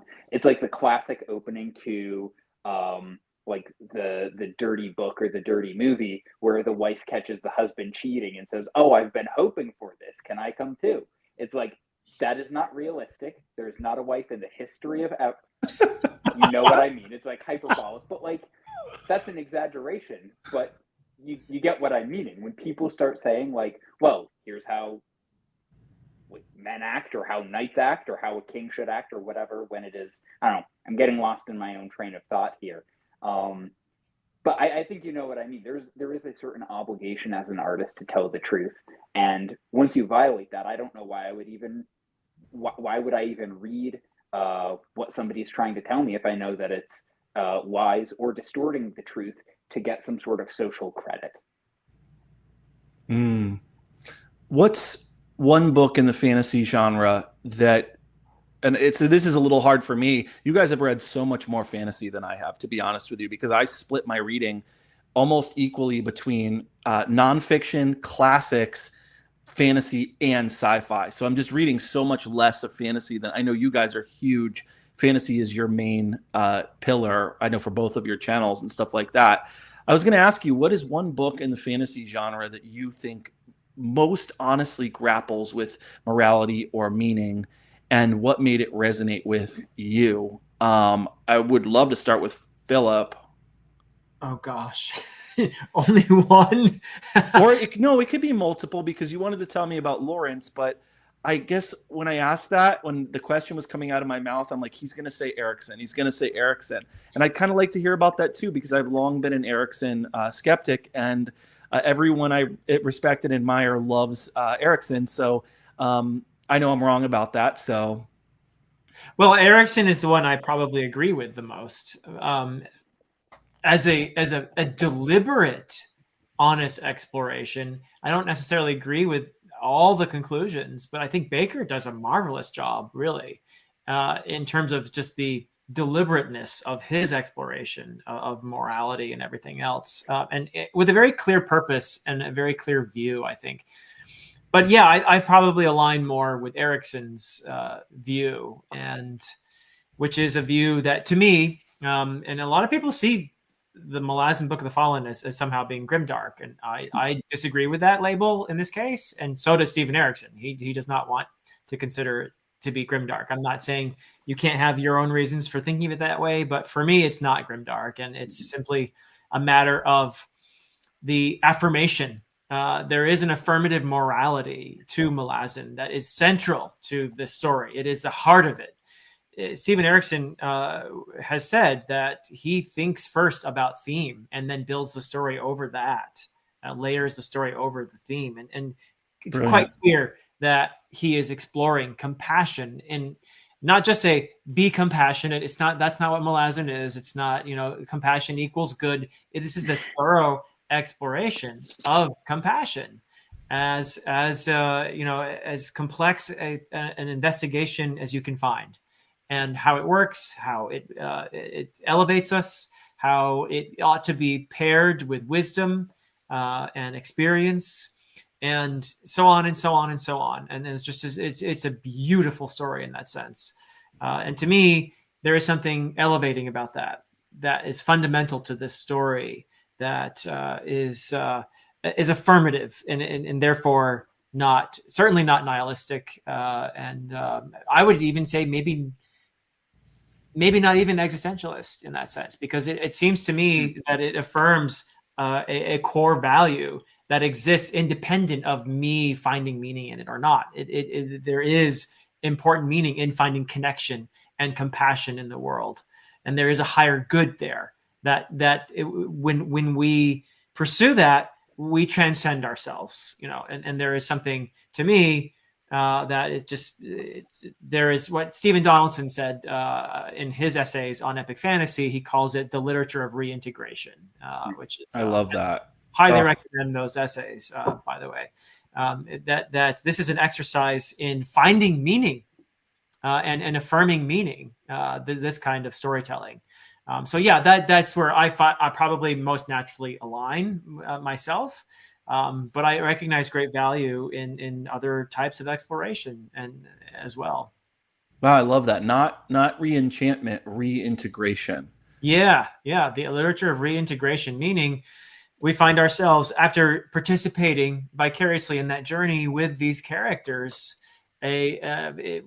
enjoying a sense of meaning for ourselves, that we're not just absurd, meaningless, ridiculous creatures that exist in a void, but we can find meaning and connection. And we also have purpose and power. It's empowering, in other words, when you participate in that journey. And I think that I feel that way. When I read Malazan, I feel a great sense of transcendence and purpose and connection and beauty and meaning and hope. And that is what I love most about literature, with that offers me that kind of thing. So that's beautifully said. Yeah. Sam, what do you think? Yeah, that's a good question. There's a couple of series that come to mind. I'll say, like, George Martin's books again. Like, I know everybody said everything that has to be said on those books, but like, I could read Tolkien, Gene Wolfe, and George Martin, and like that's it for the rest of my. Like, we'll put Christopher Rocchio in there too. Desert Island books. That's fine. Right. I do think, I was talking about authors being honest and telling the truth. And I think he does. And I really like his stuff for that, among other reasons. But there's a couple other series that come to mind that grapple with this. One that I'd be really interested to hear both your thoughts, Jordan, but then also Philip's, is, it's actually not prose, but it's Berserk by Kentaro Miura. Yeah. And I'm not going to say it's perfect. I actually haven't finished it, but it's like the famous part of Berserk is the Golden Age, which you can find it. There's a anime of it that was done in the 90s. That's excellent. If you don't like reading it, you can watch that too. But I think Kentaro Miura discusses questions of free will and making sense of brutal suffering in a seemingly hopelessly dark world, and with a very wounded, battered, and traumatized, but like tenacious protagonist in Guts, aptly named Guts, as he fights through a world of demons, both in monster form and in human form, with his massive sword. So I think both of you would like that. There's a lot of fun, like big guy swing sword stuff in it, but I think there's some really interesting, as we say, like thematic questions in it too. And like, I don't know, maybe it doesn't tie in as perfectly, but I'd say the Another Kingdom trilogy by Andrew Clavin, like, Jordan, I know you've at least heard of it. It's not well known because Clavin's known for his crime books, which is fine. But I love it. I think it's great. I think Clavin has some really interesting questions about making sense in a chaotic world, in a world that's turned upside down, discovering meaning. So I think those books are both very entertaining, but have some interesting. I own the first one. It's Portal Fantasy, and I like Portal Fantasy. Philip, yeah, you've been reading a lot of manga, and you've been reading One Piece, and how does a lot of this that we've been talking about apply to that? Have you been able to, when you read that, the interesting thing about you, Philip, is that when I started watching your channel, the first review of yours that I watched was the Malice by John Gwynne review. Oh. And I said, what's incredible about this guy is, and then I looked into you and you have this whole resume and you're a professor and scholar and you present academic papers and all of that beyond your books and everything like that. But when I watched that, I was like, oh my gosh, this guy knows so much about European history and literature and medieval literature. You're a medievalist and all of that. And I was so impressed with your knowledge of that. And actually, the answer to my own question is I was gonna say Christopher Rocchio. I was gonna say something like The Faithful and the Fallen in terms of I asked you guys what was one book in the genre that honestly grapples with morality and meaning and stuff like that, but in a way that isn't just nihilism, but it also isn't just pure schlocky entertainment or something like that. And I just thought that The Faithful and the Fallen was a good middle ground there. Have you found any of that in manga? In your channel is kind of leaned a little bit towards manga, or at least that's one element of what you do. Is there a depth to that you're finding? If you think about all the questions we've been talking about in this conversation, can any of that be applied to manga? Well, somebody earlier in the comments mentioned Monster as an example of an exploration of nihilism. And I read Vinland Saga, incredibly poignant exploration of morality as the main character goes from a place of vengeance to a place of compassion and connection. And so, yeah, there's great meaning in that series as well. The next one I read was Vagabond. Being incredible. Just, yeah, it's unfinished and probably will never be finished, but even what there is a really, it's a passionate exploration of how one finds meaning in the world and through one's passion and of violence and other things. And then, of course, I'm been reading One Piece, which is deceptively silly and goofy, but there's just a ton of depth there that when you get into the series, you understand that this is a series that is exploring huge, vastly important things relevant to today.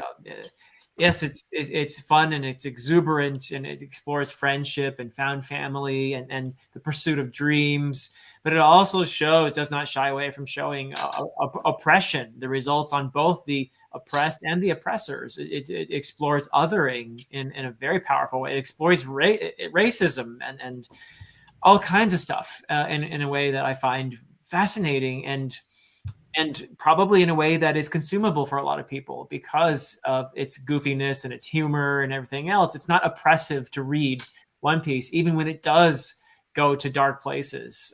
So yeah, it's incredible. You can find, I feel bad for people who just dismiss entire genres out of hand because they think they're too smart for them, or they're it's just a shame because there's a lot of value in this kind of storytelling and a lot of depth and a lot of beauty.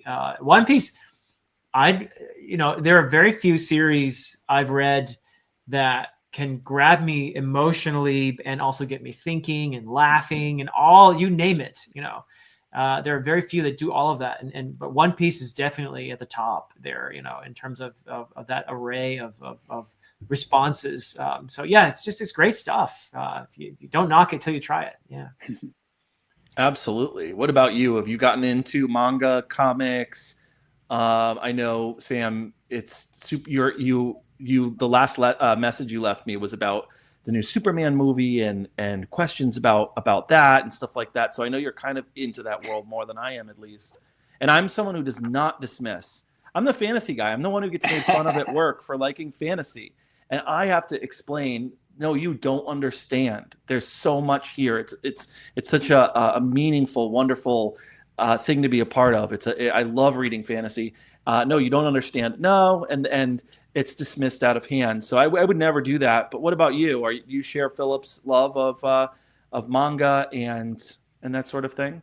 I'm certainly not as like prolific as Philip. So like I've basically only the famous stuff. You know, I've read Alan Moore, I've read Watchmen, you know, and then Berserk, as I mentioned, I read probably about half, maybe a third of that, and that's a manga. But yeah, certainly not as much as Philip has. But I'm not opposed to it. It's just expensive.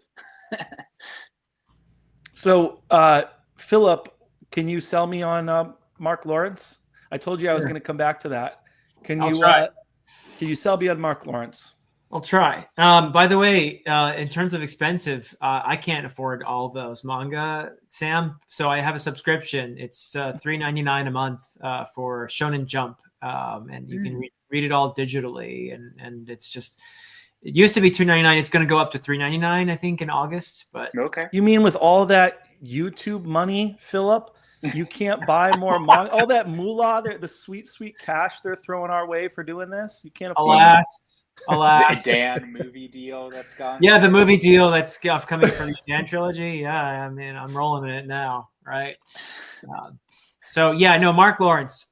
So I think, Jordan, you should try either Book of the Ancestor, that trilogy, or the Library trilogy, Mark Lawrence's latest trilogy. And in terms of just heart and found family and all that stuff, I think Book of the Ancestor is fantastic. One of the greatest female protagonists you can read is Nona. And what she goes through. Mark Lawrence is brilliant at writing broken characters. And it's something about their vulnerability that brings us in and creates that emotional attachment to these characters. And he does that. So I think he does it the best in Book of the Ancestor. If you want to read Mark Lawrence at his most maybe intellectual, with that emotional attachment and the entertainment and all of that, but just very thought-provoking, I think the Library trilogy is the way to go. And it's just tremendous because, and it's very timely as well. And what it's doing, there's some series like the Library trilogy, or another great one, if you haven't read yet, is Josiah Bancroft's Books of Babel. Oh, I've heard about that. Yeah. Where there's this central symbol, and it functions on a literal storytelling plot level, but it also functions as a marvelous metaphor to tell all kinds of social and intellectual truths. And it's just marvelous the way these authors can pull this off. Mark Lawrence does this in the Library trilogy with this infinite library. And it's an exploration of knowledge and how knowledge is what makes us human. But it also is a very double-edged thing. It elevates us, but it also is, as you know, we through our knowledge, we've created a lot of very dangerous things. Our capacity for destruction has only increased with our knowledge. Yeah, we just talked about that. Yeah. Yep. Yeah. So it's a brilliant exploration, but there's also just an emotional story with characters that you get attached to and all of that. So those would be my recommendations for you in terms of what he does, and neither is anything like Grimdark. There's plenty of hope and beauty and purpose, and not that you can't find those things in Grimdark either, but I just don't think that you would call them Grimdark in any sense of the word. So the Mark Lawrence has a Grimdark trilogy, and that's the one that I started with. That's Broken Empire. That's it. That is his only Grimdark work is Broken Empire. Sam, do you think I would like Broken? Is it called Broken Empire? You said. Yeah. That's a good question. So it depends on. I don't know. It sounds so pretentious, but like it depends on how people read it, whether or not they like it or not. So some people, because the main character is 14 and is the shape before the meat. Like I'm actually like have my stubble. Like my wife won't let me kiss her. She's like, too pokey, No, but it depends on like how it's read. So a lot of people bounce off Broken Empire because of Jorg, the main character, and there's often a distinction that's missed there where Jorg is much more abrasive in terms of like what he thinks and how he says he views the world, and then how that actually looks in practice. And so if you pick up on some of those things, and also if you pay attention to very small asides that Jorg maybe isn't the character that you think he is, and you don't get clear answers on that until book 3. Right. If you're willing to give it like 3, I mean, we're all garbage humans, Mike. So no, that's totally fair. If you're willing to give it, the read, like, I mean, book 1 is very short. It's a very fast read. And book 2, I think, is the best of them. So I think there's a lot there that you would like, Jordan. But it's also not like, oh, what a cheerful, fun, comforting read. King of Thorns, whoopee. So yeah, no, yeah. Okay. But yeah, there's an important point that Sam made about the narrator, and with his first 2 trilogies, this one and the Red Queen's War trilogy, they're not reliable narrators. Their view of themselves is not necessarily what you're meant to eventually conclude about them. And you do have to get to the end of the 3rd book to really get what was going on with Jorg. And it's an exploration of trauma, fundamentally, is what the Broken Empire is. It's an exploration of trauma. And Mark Lawrence has been very open about the fact that he wrote it in response to his youngest child being born with a severe, life-threatening disability, and this is there's a lot of anguish in that trilogy, so yeah, this is true. Yeah. Okay. Yes, Long Price Quartet is brilliant. Absolutely. Yeah. All right, I'm getting that recommendation a lot. Is Long Price Quartet? You would love it. You would love Jordan, it. You were talking about like your love of like, how did you describe it? Was it Chinese? Did you say tea houses, or what was it that you were talking about? That was a personal thing that I shared with you, Sam. That well, your love of Chinese culture, as it were. No, I was telling you, I like going to Asian lounges. I like going to Chinese lounges, like with red booths and like a fish tank. If it looks like an establishment the mafia would frequent, I meet with my friends at work and we have philosophical conversations at Chinese lounges. They have to have good Polynesian drinks, and I minored in Asian studies as well. So that's always something I like as well. That I know we've talked about before, which is Asian inspired. I'm reading the Jade series right now. I'm planning on making. Yeah, Greenbone Saga. I'm planning on making a video of the best Asian fantasy. I want to read the series by Leon Hearn. There's the Guy Gavriel Kay series that Josh from Red Fury Books challenged me to read. So I got to start with Under Heaven. There, I just bought the hardcover back there, and so. Yeah, I'm really into that kind of thing. I studied, it's weird. I studied Buddhism in college. So I did my honors thesis as an undergrad, comparing the German idealism, so the metaphysics of Arthur Schopenhauer, to the Buddhist monk, the ancient Indian Buddhist monk Vasubandhu's Trisvabhava Nirdesha, his treatise on the 3 natures. So it's comparative philosophy and stuff like that. So I love Asian-inspired fantasy, and I want to make a video ranking my favorites and stuff like that. But that is not what I was going to bring up. But is Long Price Quartet? It's Asian-inspired. Okay. That's why that was what I was trying to allude to, is with your love of the aesthetic. I think there's a lot of that you like in LPQ. Oh, okay, because I had mentioned Greenbone, and that actually starts in a Chinese lounge, essentially. I mean, it's not Chinese because it's a fantasy world. But so I was going to ask you guys kind of one last thing, which is, you guys said earlier, or at least Philip did, that he had read Robin Hobb. That's a series that so many people now have directly recommended to me, including Josh, that I think I'm going to have to pull the trigger and start reading that this summer. And just get to it and just do it. Where do I start? What can you tell me about Robin Hobb? What am I going to experience? And all of that. There's a definite reading order there. That's easy to answer. Yeah, you start with the Farseer trilogy, and there's an order to the whole thing. And you should read all of there's 16 books, and just read them in publication order, and you'll be good. And it is...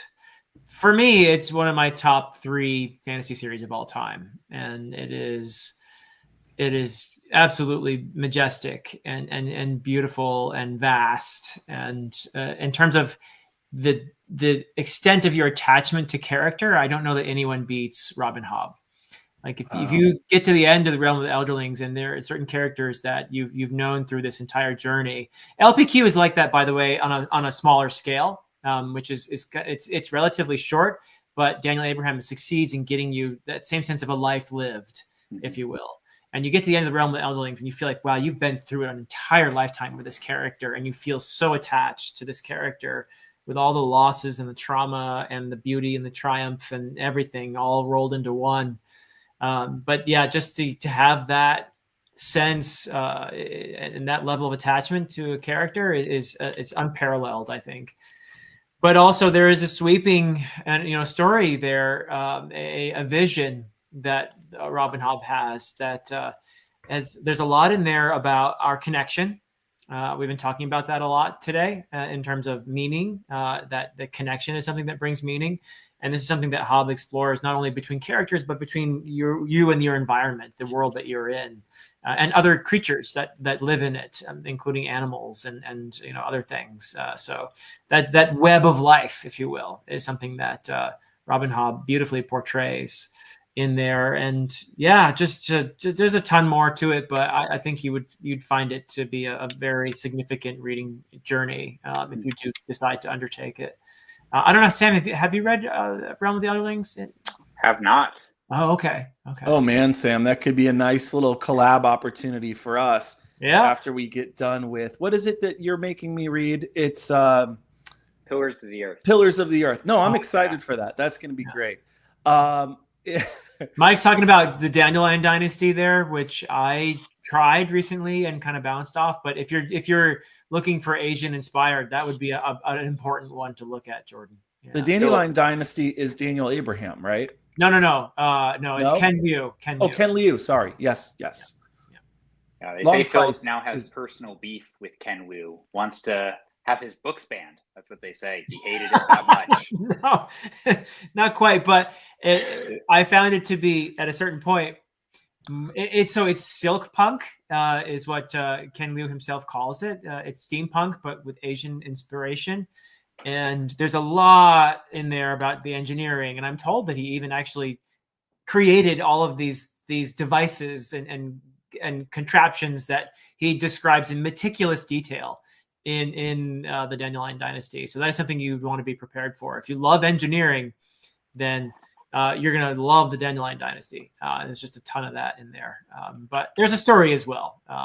It's definitely something you'd want to check out. If you're making a video about Asian-inspired fantasy, then you have to check out the Dandelion Dynasty. Oh, okay. That sounds great. My wife's an engineer. I think she would love, or she majored in engineering. She did her undergrad in engineering. I think she would really like that. It's weird. It's a little emasculating, but she is literally the one who fixes things in the house.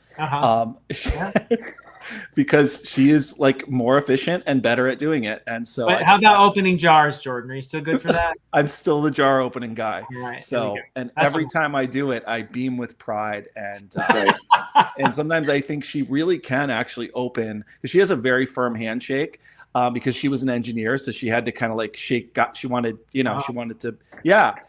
respect. So she has a great handshake, but so sometimes I think she really can open the jars, and she's just being a good wife and making me feel good and stuff like that. So which is so sweet. It's so let sweet. You open a jar out of pity. Yeah. But okay, so the Robin Hobb, yes, that sounds like that's going to be right up my alley. Oh, I think you'll like it. Okay, yeah. I've heard it's slow fantasy, which it is slow burn. It is. I don't mind. I like slow burn fantasy. The book that my wife and I are writing is slow burn fantasy. Even if we're editing it right now, we're addressing all of AP's comments. We're almost done with it, but even still, it's going to be slow burn fantasy because that's what I like. So, what do you think of the pace, Philip? Does that put a lot of people off? Is it something that you think enhances? Why is the pace slow? Is it exploring character? Yes. It's exploring character and to some degree the world, but largely character. And so almost every single book in the series begins with a very slow dance where you're getting to know these characters, or there are certain books where it feels like they're having tea for a couple hundred pages or something. But by the end of it, you realize how attached you are to these characters, and that is because you spent all that time with them in the beginning of the books. So I would say give it the payoff is tremendous. If you find yourself feeling a little impatient at the beginning of a Robin Hobb book, just wait till the end, and you will find there's tremendous payoff there, because you will 100% be along there with the character. You will feel like they're your best friend, and you'll be very distressed when things happen to them, which will happen. Yeah. Now, it's character focused, but is it, AP likes to talk about internal focalization. It's the term that I actually really like, which is writing a narrative truly, even if you're writing in the third person limited or something like that, truly from the perspective of the character. You're not neutrally in this godlike fashion describing objects around the character. It's the character seeing the room from their perspective. Yeah. And so there's a kind of qualia that's being replicated. Well, in the case of the Fitz books, you'll figure this out. So the Farseer trilogy is a Fitz trilogy, and so is the Tawny Man trilogy. But you have one in between there, and then the last trilogy, Fitz and the Fool, is another Fitz one. So there are 3 trilogies that are Fitz related. They're all first person narration. Oh, so it's not even internal focalization; it's a first person narrator. So you're absolutely getting what you were describing, though. But it's even more explicit in this case. Yep. Yeah. Well, hopefully I enjoy it more than Anubis Gates. I was like, more than Tim Powers. You thought that was what I was going to say? Yes. Hopefully I enjoy that more than I enjoyed Tim Powers, because that was an arduous experience, Sam. So thank you for putting me through that. But no, it was fun. I'm glad I did it. What is that? Oh, Philip, are you doing that? Not yet, but later this year. Yeah. All right. So I will say, go ahead, Sam. I was just going to say, I suspect you'll enjoy it a lot, Philip. I think he's going to enjoy it too. I really do. In terms of reading order, book number 3 is my favorite. I was just telling Tori this. Book number 3 is my favorite. Book number 1 is probably my second favorite. And then book number 6. Sun Eater? Sun Eater. Okay. Sun Eater. Book number 6 was probably my third favorite, and that would be what is book number 6? Disquiet Gods. Oh, Disquiet Gods. Oh my gosh, I reviewed it. What the heck? But Jordan, is your opinion weird? Because most people tell me that the first book is their least favorite. Are you an outlier there, or? Yeah, I'm an outlier there. Mike I agree with Mike. Mike and I kind of have the same opinion on that. Is we both quite like book number 1. Mike always likes the first book, though. I know he's a beginnings guy, and that's partly because he loves coming of age and stuff like that. Yeah. I would say everyone seems to love Howling Dark. That is my least favorite book in the series. And if you like weird fiction like Sam does, probably Howling Dark is going to be one of the top books in right. Would you say Howling Dark is probably one of your favorites, Sam? Actually, so for me, it's right now Disquiet Gods. We're hoping book 7 is the favorite, right? Disquiet Gods is your favorite in the series. Is that what you said? Right now, yeah. Wow. And then Kingdoms of Death, which is like one of the most. We could have a whole conversation about that. That one is almost my favorite. That's number 4. That's number 4 for me. Or number 4 for me. Yeah. And what about you two? What about, where does this Sun Eater fall in the grimdark scale or whatever? Is it grimdark at all, or is it dark, or what is? It's very dark. It's very violent. Okay. Yes. Glad to hear it, Dave. This is the editor of Disquiet Gods, my good buddy Dave Butler. Number 7 is going to blow you away. Well, I'm glad to hear that. Christopher actually sent me like the Word doc of it and was like, "Will you please help me beta read?" And I was like, "Yeah, absolutely. I would love to do that." And then I got so busy that I didn't touch it, and I feel like a horrible friend. It is dark, not grim dark. Yeah, I agree with you. It's he doesn't shy away from the darker stuff, but there's a sense of there are philosophical questions. Character is done really well. there is a sense of yes, exactly. Is there intrinsic meaning in the universe of the Sun Eater? Yeah, like You absolutely. have to read and find out. Oh yeah, you'll have to read it and find out. I will say that book number 6 does religion in a way that I wish more fantasy authors would do. Like Philip does. Philip does religion in a way that and takes it seriously and really grapples with it in a way that I wish more fantasy authors would do. There is redemption. Oh, are you talking, Dave? Are you talking about book 7? Are we getting spoilers here? Is there like ultimate redemption? I don't think he can say. No, he can't say. Sam, did you read book 7 yet?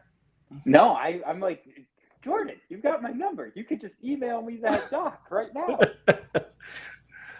Well, the one that he sent me was like 3/4 of the way done. So he might have changed a bunch of stuff there. But yeah, I do feel like a bad friend because he's read chapters of my book. And yeah, I feel like a bad friend. Like I could get up an hour earlier every day and just make that a priority. And I didn't do it. And so, Christopher, if you're watching, I apologize.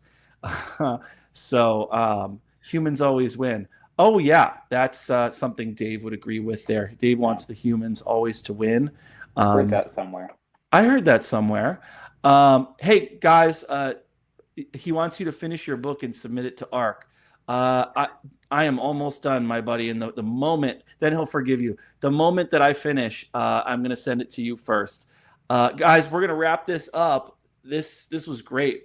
Thank you so much for spending your time. Thanks for putting up with my the back and forth dialectic, the deep questions, the rapid shifts in topic and things like that. That's kind of how my brain works.